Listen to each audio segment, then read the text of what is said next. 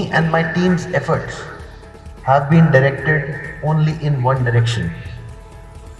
We wish to make learning experience worthwhile for our students. So every morning when a child walks to the school, he or she should not be dragging his feet. Rather, school should be the happiest place for him or her to be spending his day.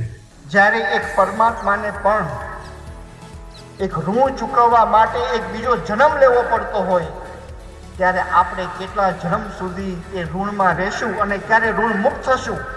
ત્યારે એ સંદર્ભમાં એક ગંભીરતાથી એક ચિંતન દ્વારા આપણે ગુરુ વંદના એક સમારોહમાં આપણે બધા એક સાક્ષી રૂપે આજે અહીંયા ભેગા થયા છે, એનો હું એક અત્યંત રાજીપો વ્યક્ત કરું છું.